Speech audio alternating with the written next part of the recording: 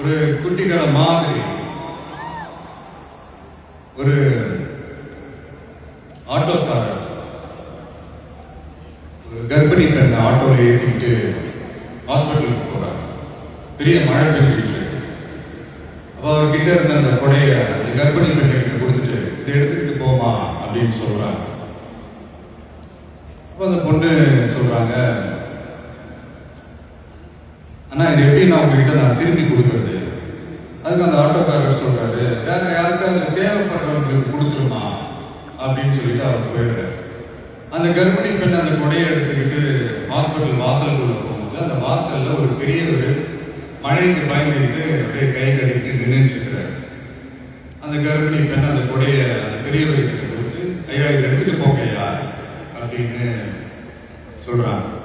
அதுக்கு அந்த பெரியவர் இதே மாதிரி கேட்கிறாரு, அம்மா நீங்க யாருன்னு எனக்கு தெரியாது, எப்படிமா இந்த கொடையை நான் திரும்பி உங்ககிட்ட கொடுக்கறது?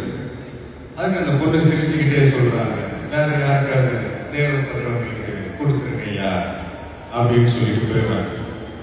உடனே அந்த பெரியவர் கொடையை எடுத்துக்கிட்டு பஸ் ஸ்டாப் இருக்கிறாரு. பஸ் வந்து ஏறி போகும்போது அங்க பாக்குறாங்க ஒரு பூக்கார அம்மா பூவை வச்சுக்கிட்டு ஒரு அட்டையை மழைக்காக பிடிச்சிக்கிட்டு உட்கார்ந்துட்டு இருக்கிறாங்க. பெரியவர் போய் அந்த கொடையை அந்த பூக்கார அம்மா கிட்ட கொடுத்துட்டு அவர் பஸ் ஏறி போயிடுறாரு. பூக்காரம்மா அந்த கொடையை எடுத்துக்கிட்டு வீட்டுக்கிட்ட வரும்போது அங்க ஒரு ஸ்கூல் படிக்கிற பொண்ணு பூக்காரம்மா அந்த கொடையை எடுத்துக்கிட்டு வீட்டுக்கிட்ட வரும்போது அங்க ஒரு ஸ்கூல் படிக்கிற பொண்ணு பேக் எல்லாம் மாட்டிக்கிட்டு மழையில ஓடி வர்றாங்க. அவங்க போய் அந்த ஸ்கூல் பொண்ணு கிட்ட கொடையை கொடுத்துட்டு மழையில நனையாதமா இதை எடுத்துக்கிட்டு போங்க அப்படின்னு சொல்றாங்க. அந்த பொண்ணு தேங்க்ஸ் அப்படின்னு சொல்லிட்டு வீட்டுக்கிட்ட வரும்போது அந்த பொண்ணோட அப்பா பதட்டத்தோட வாசல்ல நின்றுட்டு இருக்கிறாரு. பொண்ணு மழையில நனைஞ்சிட்டு வரணுமே அப்படின்ட்டு. அந்த அப்பா வேற யாரும் இல்ல, அந்த ஆட்டோக்காரர்.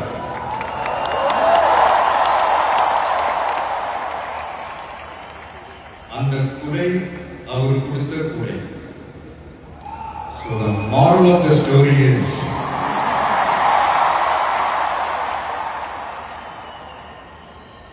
முடிஞ்ச வரைக்கும் எல்லாருக்கும் சின்ன சின்னதா ஒரு நல்லது, சின்ன சின்னதா ஒரு ஹெல்ப் அது செஞ்சு இருந்து பாருங்க. லைஃப் ஒரு மாதிரி ஜாலியா இன்ட்ரெஸ்டிங்கா இருக்கும்.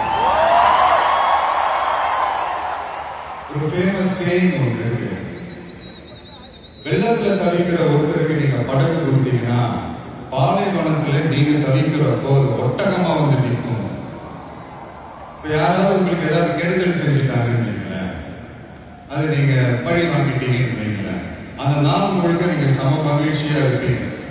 எப்படி பார்த்தது எப்படி பழி வாங்கின. ஆனா அதே மனுஷனை மன்னிச்சு விட்டு பாருங்க, வாழ்நாள் முழுக்க நிம்மதியா. அதனால யாரையும் கஷ்டப்படுத்துறதுக்கோ யாரையும் அவமானப்படுத்துறதுக்கோ யாரையும் பழி வாங்குறதுக்கோ இல்லைங்க இந்த வாழ்க்கை.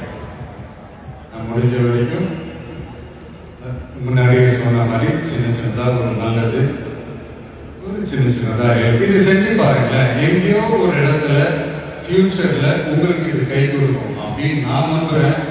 பிடிச்சிருந்தா எடுத்துக்கங்க, இல்லைன்னா